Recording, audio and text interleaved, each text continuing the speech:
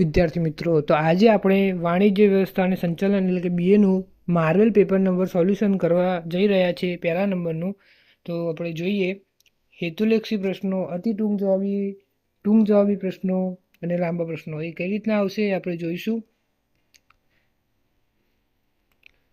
જો તમે ચેનલ પર નવા હો તો પ્લીઝ વિડીયોને લાઇક કરી દેજો, ચેનલને સબસ્ક્રાઈબ કરી દેજો અને પ્લીઝ વિડીયોને લાઇક કરી દેજો અને મિત્રોને પણ આ વિડીયો શેર કરજો તેથી એ પ્રિપેરેશન કરી શકે. અને જો તમને વિડીયો પસંદ આવે તો પ્લીઝ વિડીયોને લાઇક કરીને શેર કરી દેજો. તો ચલો આપણે વિડીયો સ્ટાર્ટ કરીએ. હવે આપણે જોઈશું બોર્ડ ક્વેશ્ચન પેપર નંબર 1 વિભાગે જોઈશું. પહેલો પ્રશ્ન કે અન્ય વ્યક્તિઓ પાસેથી કામ લેવાની કળાને શું કહે છે? તો સંચાલન. બીજો પ્રશ્ન વૈજ્ઞાનિક સંચાલન વિચારધારણા પ્રણેતા કોણ છે? તો ફ્રેડરિક ટેલર. ત્રીજો પ્રશ્ન આયોજન પ્રક્રિયાનો અંતિમ તબક્કો જણાવો. તો યોજનાનું મૂલ્યાંકન. ચોથો પ્રશ્ન તળ સપાટીએ હુકમ મેળવનાર વ્યક્તિને શું કહેવાય છે? તાબેદાર.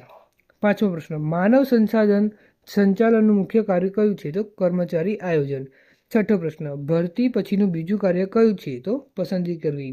સાતમો પ્રશ્ન પ્રોત્સાહન આપીને અપેક્ષિત ધ્યેય પ્રાપ્ત કરવાની પ્રક્રિયાને શું કહેવાય છે? અભિપ્રેરણ. આઠમો પ્રશ્ન તળ સપાટી સંચાલનથી અહેવાલ સ્વરૂપે ઉચ્ચ સપાટી સંચાલન સુધી માહિતી મોકલવાની પ્રક્રિયા એટલે શું? માહિતી પ્રેષણ. નવમો પ્રશ્ન અંકુશ એ કેવી પ્રક્રિયા નથી? તો જડ. 10મો પ્રશ્ન સંચાલનનું કયું કાર્ય અંકુશના જન્મદાતા તરીકે ઓળખવામાં આવે છે? તો આયોજન. અંકુશ પ્રક્રિયાનો પ્રથમ તબક્કો કયો છે? તો ધોરણોની સ્થાપના. 12મો પ્રશ્ન મૂડી માળખાના કેટલા પ્રકારો છે? તો 4. 13મો પ્રશ્ન વિદેશી રોકાણ સંસ્થાએ તેની નોંધણી કોની સમક્ષ કરાવવી પડે છે? તો સેબી. 14મો પ્રશ્ન ટ્રેઝરી બિલ ભારત સરકાર વતી કોણ બહાર પાડે છે? તો રિઝર્વ બેંક ઓફ ઇન્ડિયા. 15મો પ્રશ્ન બજારીય વિભાવનામાં કોણ કેન્દ્ર સ્થાને હોય છે? તો ગ્રાહક. 16મો પ્રશ્ન બ્રાન્ડિંગનો મુખ્ય ઉદ્દેશ કયો છે? તો હરીફોની પેદાશથી પોતાની પેદાશ અલગ બનાવવાનો. 17મો પ્રશ્ન ગ્રાહક સુરક્ષાનો કાયદો કયા વર્ષમાં પસાર કરવામાં આવ્યો હતો? તો 1986. 18મો પ્રશ્ન વાલીપણાનો સિદ્ધાંત કોણે આપ્યો છે? તો ગાંધીજીએ. 19મો પ્રશ્ન કયા પ્રકારના આયોગમાં સભ્યોની નિમણૂક કેન્દ્ર સરકાર કરે છે? તો રાષ્ટ્રીય સ્તર. 20મો પ્રશ્ન દર વર્ષે આંતરરાષ્ટ્રીય ગ્રાહક સુરક્ષા દિવસે ક્યારે ઉજવાય છે? તો 15 માર્ચ. હવે વિભાગ બીમાં આપણે જોઈશું કે 21 થી 30મા પ્રશ્ન જેમાં એક વાક્યના જવાબ આપવાના છે. તો એમાં વિભાગ બીના આપણે પહેલો પ્રશ્ન છે કે જેમાં આઈઆઈએમનું વિસ્તૃત રૂપ એટલે કે ઇન્ડિયન ઇન્સ્ટિટ્યૂટ ઓફ મેનેજમેન્ટ. 22મો પ્રશ્ન અંદાજપત્રનો પ્રકાર જણાવો. તો મૂડી ખર્ચ અંદાજપત્ર, ઉત્પાદન અંદાજપત્ર, ઉત્પાદન ખર્ચ અંદાજપત્ર, વેચાણ અંદાજપત્ર અને રોકાણ અંદાજપત્ર. હવે આપણે આંતરિક સંબંધોનું માળખું એટલે શું? એટલે કે કોઈ પણ સભાનતાપૂર્વકના હેતુ સિવાય સામૂહિક પરિણામોમાં ફાળો આપવા માટે આપોઆપ રચાયેલું આંતરિક સંબોધન માળખું છે.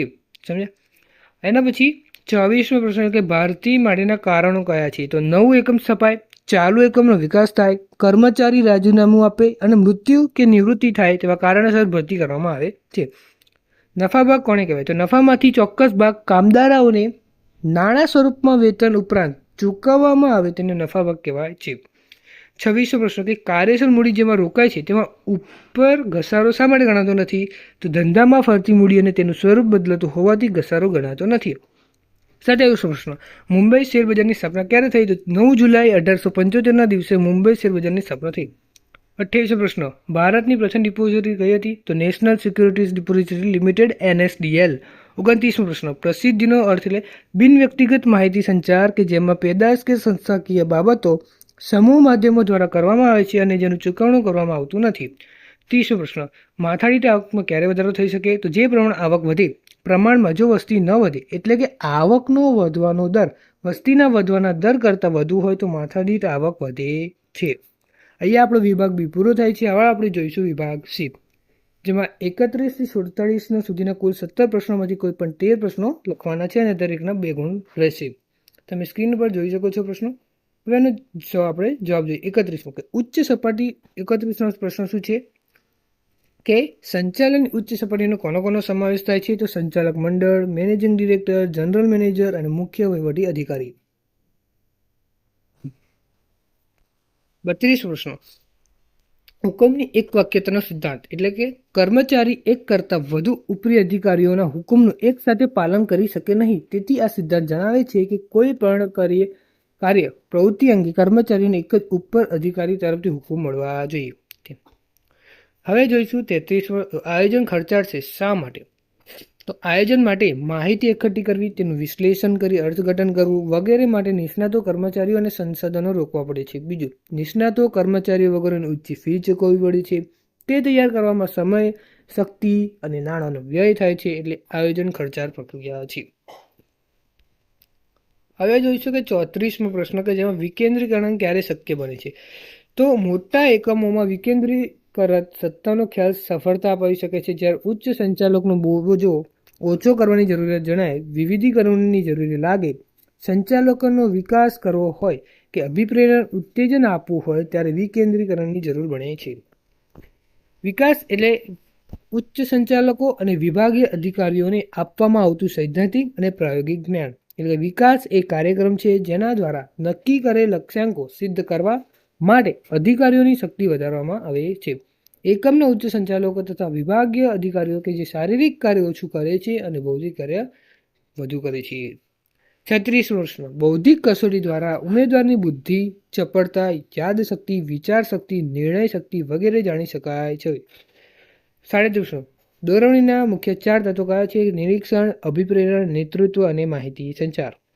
હવે આપણે જોઈશું 38. તો અંકુશનું કાર્ય આયોજન સાથે સંકળાયેલું છે.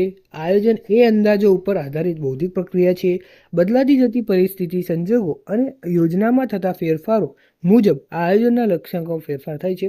અને આ ફેરફારો મુજબ અંકુશ પ્રક્રિયા પણ ઝડપી પરિવર્તન કરવામાં આવે છે.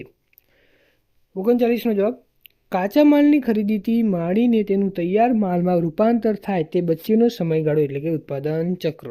ઉત્પાદન ચક્રનો સમયગાળો જેમ લાંબો તેમ કાચા માલ અને અધ્યેતાર્ય માલમાં કાર્યશીલ મૂડી રોકાયેલી હોય છે. તેથી વધુ કાર્યશીલ મૂડીની જરૂર પડે છે. દાખલા તરીકે સૂત્ર, કાપડ અને શ્રણ ઉદ્યોગ.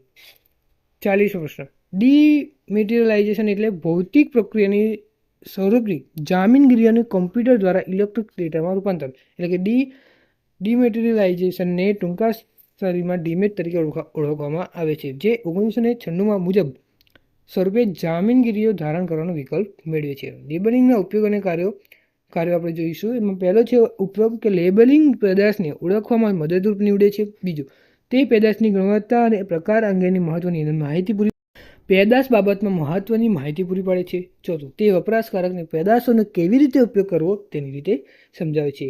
5મું, તે પેદાશનું આકર્ષણ ઊભું કરે છે. તે પેદાશની જાહેરાત માટે અને વ્યક્તિગત સેવા માટે મદદરૂપ નીવડે છે. છઠ્ઠું, કે તે સંસ્થાની કાયદાકીય અને નીતિ વિષયક જરૂરિયાતો સંતોષે. આ બધા છે લેબલિંગના ઉપયોગો અને કાર્યો. હવે આપણે જોઈશું 42મો પ્રશ્ન કે જેમાં ગ્રાહકની જરૂરિયાત મુજબ પેદાશના બજારમાં જરૂર રજૂ કરવી જોઈએ. બીજું, ઘણીવાર પેદાશની માંગ અને પુરવઠો વચ્ચે સમતુલાની જાળવણી આવશ્યક બની જાય છે. એના પછી ઉત્પાદન હંમેશા ભવિષ્યની માંગની અપેક્ષાઓ કરવામાં આવે છે. આથી માલનો સંગ્રહ કરવો જરૂરી બને છે. હવે જોઈશું 43મો પ્રશ્ન, બજારીય મિશ્ર એ ઘટકોનો સમૂહ છે જે એકમના નિયંત્રણમાં હોય છે અને તેનો ઉપયોગ ગ્રાહક સંતોષ ઊભો કરવા માટે થાય છે. ધંધાકીય એકમનો કોઈ પણ અંકુશ બાહ્ય પર્યાવરણ પર હોતો નથી, પરંતુ તે ગ્રાહકોને સીધી અસર કરે છે. 44મો પ્રશ્ન કે જેમાં ગ્રાહકોનું 3 વિભાગોમાં વિભાજિત કરી શકાય છે: શારીરિક અને માનસિક શોષણ, બીજું છે આર્થિક શોષણ, ત્રીજું છે જાહેર હિતોનું નુકસાન. 45મો પ્રશ્ન કે જેમાં કયા કારણો જવાબદાર છે? કે સમાજના કેટલાક લોકો એટલે કે ગરીબો સામાન્ય રીતે અદાલત સમક્ષ પોતાની ફરજિયાત રજૂ કરવા જેટલા સક્ષમ હોતા નથી, અથવા આર્થિક સમયનો અભાવ જેવા કારણો પણ જવાબદારો હોય છે. હવે જોઈશું 46મો પ્રશ્ન કે જેમાં કોઈ પણ ધંધાકીય પ્રવૃત્તિનો સમાજમાં ઉદ્ભવ થાય છે, વિકાસ થાય છે અને તેનો અંત પણ સમાજમાં જ આવે છે. એટલે ધંધાકીય પ્રવૃત્તિને સમાજથી અલગ પડીને તેનો અભ્યાસ કરી શકાય નહીં. હવે જોઈશું 47મો પ્રશ્ન કે જેમાં ભારતમાં 1947 થી 1991 સુધીનો સમયગાળો વ્યાપાર ઉદ્યોગો માટે અંકુશ વાતાવરણનો રહ્યો. ઉદારીકરણ એટલે કે વેપારી ઉદ્યોગ પરથી બિનજરૂરી અંકુશો અને નિયંત્રણો દૂર કરવા અને તેની વૃદ્ધિ અને વિકાસ માટે યોગ્ય વાતાવરણ સર્જવું. આપણે જોઈશું વિભાગ ડી, જેમાં 48 થી 59 સુધી કુલ 12 પ્રશ્નોમાંથી કોઈ પણ 8 પ્રશ્નોના જવાબ આપણે લખવાના છે અને દરેકના 3 ગુણ રહેશે. એમાં સંચાલનનું મહત્વ, જેમાં પહેલું છે સંચાલનનું મહત્વ, કે સંચાલનની દરેક ક્ષેત્ર કે પ્રવૃત્તિમાં જરૂરી છે. બીજું, સંચાલનને કારણે સાધનોનો ઇષ્ટતમ ઉપયોગ શક્ય બને છે. ત્રીજું, એકમના ધ્યેયની સિદ્ધિ માટે સંચાલન અનિવાર્ય છે. ચોથું, ધંધાની સફળતા કે નિષ્ફળતાનો ઉદ્યોગ સંચાલન પર રહેલો છે. 49 કે સંકલનનું મહત્વ શું છે? તો પહેલું મહત્વ છે કે સંચાલનના વિવિધ કાર્યો જેવા કે આયોજન, વ્યવસ્થાતંત્ર, દોરવણી, અંકુશ વગેરે સંકલનના કારણે અસરકારક બને છે. બીજું, સંકલનના કારણે એકમના તમામ કાર્યો કરવાનું સરળ બને છે. ત્રીજું, સંકલનના કારણે એકમનું કોઈ કાર્ય કરવાનું રહી જતું નથી કે કોઈ કાર્ય બેવડાતું નથી, એ પણ ધ્યાન રહે છે. ચોથો પ્રશ્ન, કે સંકલનને કારણે એકમના વિવિધ ભાગો વચ્ચે સહકાર અને સંબંધિતતા જળવાઈ રહે છે. 50મો એટલે કે આધુનિક વિચારધારણાઓ વિશે ટૂંક નોંધ લખવાની છે. તો આપણે એમાં જોઈશું કે ઈસવીસન 1960 બાદ ઉદ્યોગો અને ધંધાકીય એકમોના સ્વરૂપમાં પરિવર્તનના કારણે સંચાલનના વિશિષ્ટ અભિગમની જરૂરિયાત ઉદ્ભવી, જેમાં વિચારધારામાં કુંતજ, ઓડોનો, જ્યોર્જ ટેરી જેવા સંચાલન શાસ્ત્રીઓ પણ પોતાનો ફાળો આપ્યો હતો. હવે આપણે જોઈશું કાર્યકારી યોજના. એટલે કે કાર્યકારી યોજના એટલે કે એકમના વિવિધ વિભાગો, કાર્યજૂથો અને વ્યક્તિઓ પાસેથી કાર્ય સંબંધી અપેક્ષિત પરિણામો પ્રાપ્ત કરવા માટે ઘડવામાં આવતી યોજનાઓ. અને આકસ્મિક યોજનાઓ એટલે કે ધંધાકીય એકમે બદલાતી જતી પરિસ્થિતિને અનુરૂપ ખૂબ જરૂરી છે. એટલે કે કેટલાક ચોક્કસ પરિબળો જેવા કે રાજકીય, આર્થિક, સામાજિક અને કુદરતી પરિબળોમાં ફેરફારના કારણે ધંધાકીય પરિવારમાં પણ ફેરફાર થાય છે. હવે જોઈશું આપણે 55મો પ્રશ્ન, કે જેમાં કાર્યાનુસાર વ્યવસ્થા રચના સહિત સમજાવવાનું છે. તેની રચના આ રીતે છે, તમે જોઈ શકો છો. સંચાલક મંડળ આવે છે, એના પછી મુખ્ય વહીવટી અધિકારી, એના પછી બે ભાગ પડે છે, આયોજન વિભાગ અને કારફકાના વિભાગ. જેમાં આયોજન વિભાગમાં જોઈ શકીએ છીએ કે સૂચના અધિકારી હોય છે, શિસ્ત અધિકારી હોય છે, હિસાબ અધિકારી હોય છે અને માર્ગદર્શ અધિકારી હોય છે, અને એના નીચે કર્મચારીઓ કામ કરે છે. કારખાના વિભાગમાં આપણે જોઈશું તો જૂથ અધિકારી, ઝડપ અધિકારી, ગુણવત્તા અધિકારી અને સમારકામ અધિકારી હોય છે, અને એના પછી એના નીચે કામદારો હોય છે. આ રીતના આપણું કાર્યાનુસાર વ્યવસ્થા તંત્ર મળેલું છે. એના પછી આપણે 53 સત્તા સોંપણીની પ્રક્રિયા જોઈએ તો એ સત્તા સોંપણીમાં જવાબદારી હોય છે જેની વહેંચણી થાય છે, સત્તા જેની સોંપણી થાય છે અને ઉત્તરદાયિત્વ જે ઉદ્ભવે છે. એ તમે સ્ક્રીન ઉપર સત્તાની સોંપણી, પછી એનું ઉત્તરદાયિત્વનું સર્જન થાય છે. હવે જોઈશું આપણે તાલીમ અને વિકાસનો તફાવત, જેમાં અર્થ તાલીમ અમુક કાર્યમાં કુશળતા મેળવવા માટે કર્મચારીઓને સૈદ્ધાંતિક અને પ્રાયોગિક જ્ઞાન આપવાની ક્રિયા એટલે કે તાલીમ, અને વિકાસ એટલે કે ઉચ્ચ સંચાલકો અને વિભાગીય અધિકારીઓને આપવામાં આવતું સૈદ્ધાંતિક અને પ્રાયોગિક જ્ઞાન એટલે કે વિકાસ. એના પછાતનો મુદ્દો એટલે કે ઉદ્દેશ છે, કેન્દ્ર સ્થાને કોણ છે, સમય અને ખર્ચ કોણ આપે છે અને કોણ અપાય છે. 55 આયોજન અને ખૂબ જ આધારિત કાર્યો છે, જેના આપણે કાર્ય જોઈશું કે આયોજનની સફળતાનો આધાર અંકુશ ઉપર રહ્યો છે. અંકુશ દ્વારા પ્રવૃત્તિમાં રહી ગયેલ વિચલનનો શોધીને સુધારાલક્ષી પગલાં દ્વારા તેને યોગ્ય માર્ગે લઈ જવામાં આવે છે. જો આયોજન કરવામાં ન આવ્યું હોય તો અંકુશની કાર્યની કોઈ જરૂર રહેતી નથી. એટલે કે કહી શકાય છે કે આયોજન અને અંકુશ એક જ સિક્કાની બે બાજુઓ છે. 56મો પ્રશ્ન, કે જેમાં આપણે કાર્યમાં અસર કરતા પરિબળો, જેમાં પહેલો પરિબળ છે ધંધાનો પ્રકાર અને સ્વરૂપ, બીજું છે ધંધાનું કદ, ત્રીજું છે ઉત્પાદન ચક્ર, ચોથું છે ઉત્પાદન નીતિ અને માંગનો પ્રકાર, પાંચમું છે કાચા માલનો સંગ્રહ, છઠ્ઠું છે શાક નીતિ. હવે આપણે જોઈશું 57મો પ્રશ્ન, જેમાં શેરબજારના કાર્યો છે, જેમાં પહેલું છે તરલતા, બીજું છે જામીનગીરીઓનું મૂલ્યાંકન, ત્રીજું છે બચતોનું મૂડીમાં રૂપાંતર, ચોથું છે મૂડી સર્જનમાં મધ્યસ્થી, પાંચમું છે સોદામાં સલામતી, છઠ્ઠું છે મૂડી બજારનો વિકાસ. હવે આપણે જોઈશું 58મો પ્રશ્ન, જેમાં વેચાણકર્તાની મુખ્ય લાક્ષણિકતાઓ છે, જેમાં પહેલી લાક્ષણિકતા છે વેચાણકર્તા દેખાવે સ્માર્ટ, ચાલાક, વાચાળ અને તંદુરસ્ત હોવો જોઈએ. બીજું, તે વાતચીતમાં કુશળ, બુદ્ધિચાતુર્યવાળા અને આવડતવાળા હોવા જોઈએ. ત્રીજું, વેચાણકર્તામાં સંભવિત ગ્રાહકો સાથે વાતચીત કરવાની કુશળતા, નવી પેદાશ રજૂ કરવાની શૈલી અને ગ્રાહકને સમજાવવાની આવડત હોવી જોઈએ. ચોથું છે વેચાણકર્તા દ્વારા જે પેદાશની રજૂઆત સંભવિત ગ્રાહકો સમક્ષ કરવાની હોય તે પેદાશ અંગેની તમામ ટેકનિકલ બાબતોની માહિતી પણ એની પાસે હોવી જોઈએ. હવે આપણે જોઈશું 59મો પ્રશ્ન, જેમાં ખાનગીકરણ એટલે શું? એટલે કે જાહેર સાહસોની માલિકી અને સંચાલન ઉપરનો અંકુશ ખાનગી ક્ષેત્રના એકમો અથવા કંપનીઓને આપવો હોય, એટલે કે જાહેર સાહસોનું સંચાલન અને માલિકી ખાનગી એકમોની સોંપવાની પ્રક્રિયા. અને હકારાત્મક અસરો એટલે કાર્યક્ષમતામાં વધારો, બીજું રાજકીય દખલગીરીનો અભાવ, ત્રીજું ગુણવત્તાયુક્ત વિશિષ્ટ સેવા, હરીફાઈની વાતાવરણનું સર્જન, નવી શોધખોળનો લાભ, એ બધી કામગીરીના હકારાત્મક અસરો છે.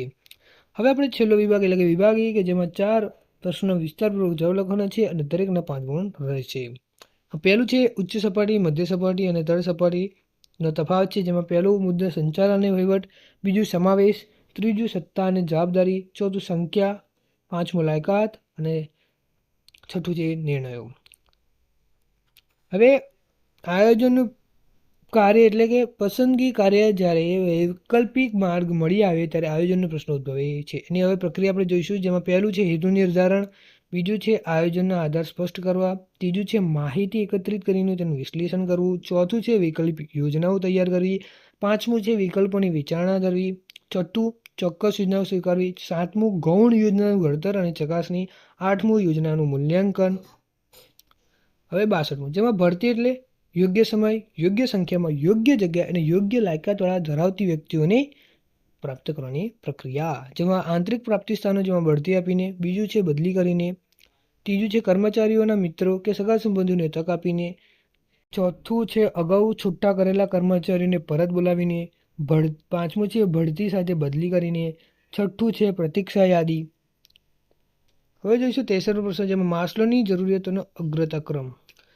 પ્રેરણાનું મૂળ જરૂરિયાત છે. માનવીની જરૂરિયાતો જુદી જુદી હોય છે, તેનો અગ્રતા ક્રમ આપણે જોઈશું, જેમાં પહેલું છે શારીરિક અથવા પ્રાથમિક જરૂરિયાતો, બીજું છે સલામતીની જરૂરિયાત, ત્રીજું છે સામાજિક જરૂરિયાત, ચોથું છે સન્માન અને પ્રતિષ્ઠાની જરૂરિયાત, પાંચમું છે આત્મસન્માન અને આત્મસિદ્ધિની જરૂરિયાત.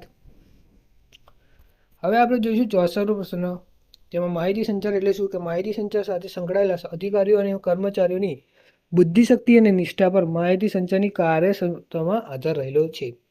જેમાં અવરોધો કયા કયા છે આપણે જોઈશું. અવરોધો છે સ્પષ્ટ આયોજનનો અભાવ, ભાષાંતરની ભૂલો, અસ્પષ્ટ સંદેશો, ચોથું અસ્પષ્ટ અનુમાનો, પાંચમું છે યોગ્ય સમયનો અભાવ, છઠ્ઠું છે માહિતીનું અતિભારણ, સાતમું છે સંદેશા પ્રત્યે દુર્લભ, આઠમું છે અયોગ્ય માધ્યમની પસંદગી.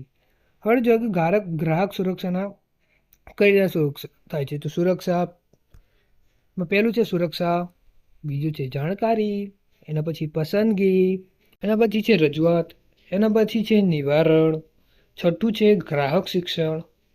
અને અહીંયા આપણું BAનું પહેલા નંબરનું સોલ્યુશન સંપૂર્ણ પૂરું થાય છે. તો જો પ્લીઝ વિડીયો પસંદ આવ્યો તો વિડીયોને લાઇક કરજો, ચેનલને સબસ્ક્રાઈબ કરજો. તો મળીએ બીજા વિડીયોમાં.